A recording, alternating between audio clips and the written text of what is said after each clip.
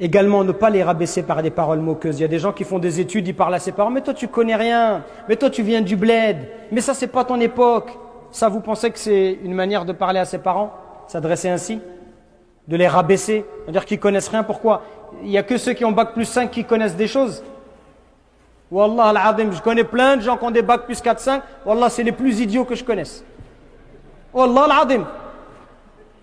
Depuis quand le diplôme, il fait de toi quelqu'un d'intelligent? Wallah, et nos parents, ils étaient... Wallah al-azim, mon père, il était illettré. Wallah, je le considère plus intelligent que moi. Et pourtant, je parle plusieurs langues étrangères et j'ai des diplômes à la fac et j'ai étudié à la Sorbonne. Wallah, les diplômes, ça veut rien dire. Vous croyez que c'est facile de venir à 12 ans, 13 ans, de traverser la Méditerranée dans un pays, de travailler, de fonder une famille, d'être honnête toute sa vie, de jamais voler, d'éduquer ses enfants, de travailler 2, 3 travails jusqu'à la fin de sa vie, jusqu'à l'âge de la retraite? Vous croyez que c'est donné à tout le monde de faire ça? Vous croyez que ça ne demande pas beaucoup de courage, beaucoup de volonté?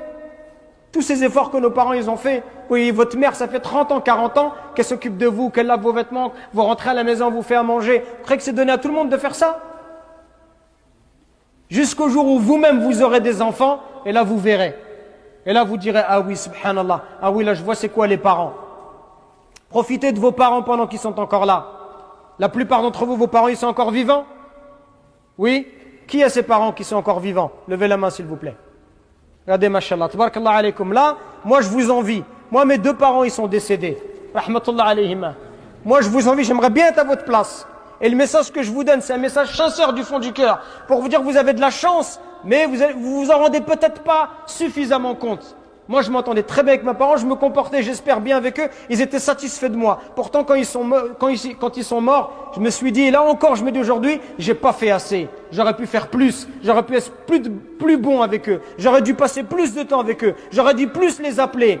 Et aujourd'hui, vous savez, c'est quoi? Ce que j'aimerais par-dessus tout, ce qui a à mes yeux le plus de valeur, ce que j'aimerais vraiment, c'est juste d'être posé avec eux, de discuter. D'être posé avec ma mère ou mon père, de boire un verre de thé, de discuter avec eux. Pour moi, aujourd'hui, je vous dirais ça, c'est le bonheur. Le bonheur, il est là à côté de vous. Le bonheur, c'est pas avoir une grosse voiture ou une grosse maison. Le bonheur, c'est d'avoir des parents en bonne santé, de les visiter. Ils sont satisfaits de toi. Ils te font des douas. Ils te souhaitent le bien. Et toi, tu t'occupes d'eux. C'est ça, le bonheur. Profitez avant qu'il soit trop tard. Profitez avant qu'ils disparaissent, qu'ils quittent ce bas monde. Et là, après, vous allez pleurer, vous allez regretter. Et ce que je vous dis, c'est pour vous que je vous le dis. Je vous le dis par miséricorde, par bienfaisance, par amour pour vous dire ne laissez pas passer cette occasion-là. Les parents, c'est un trésor d'Allah subhanahu wa ta'ala. Par vos parents uniquement, vous pouvez atteindre les hauts degrés du paradis.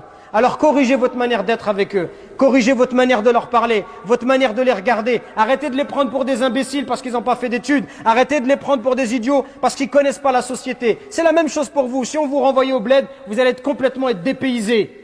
Même si tu es un arabe à 100% ou un africain à 100%, si on te prend, on te met au pays, tu seras toi aussi dans une société qui est différente, c'est normal. Mais aie du respect pour ce qu'ils ont fait de toi, aie du respect pour le temps qu'ils t'ont accordé, aie du respect pour tous les efforts qu'ils ont fait pour toi, pour devenir la personne que tu es. Et au moins du respect pour ces efforts, pour toutes ces affaires qui t'ont acheté. Moi, quand je pense à mon père, ça me fait de la peine. Je me dis, il était ouvrier miskin, et il faisait tout pour pas qu'on ressente du manque à l'école, pour qu'on ait des vêtements de marque, pour pas que les gens ils se moquent de nous, et nous acheter des chaussures de marque, et des choses. Je me dis, subhanallah, comment tu peux pas avoir d'amour et de miséricorde pour quelqu'un qui se comporte comme ça avec toi? Et toi, pour tes amis, tu es prêt à prendre ta voiture, à les emmener à Marseille, à l'autre bout du monde, mais pour tes parents, tu n'es même pas capable de te poser 5 minutes avec eux, ou quand tu les appelles, tu penses que c'est juste avec de l'argent. Il y a des gens juste, ils achètent des choses, ils déposent de l'argent et ils pensent qu'il a fait son devoir. Les parents, ce qu'ils veulent, c'est de l'amour.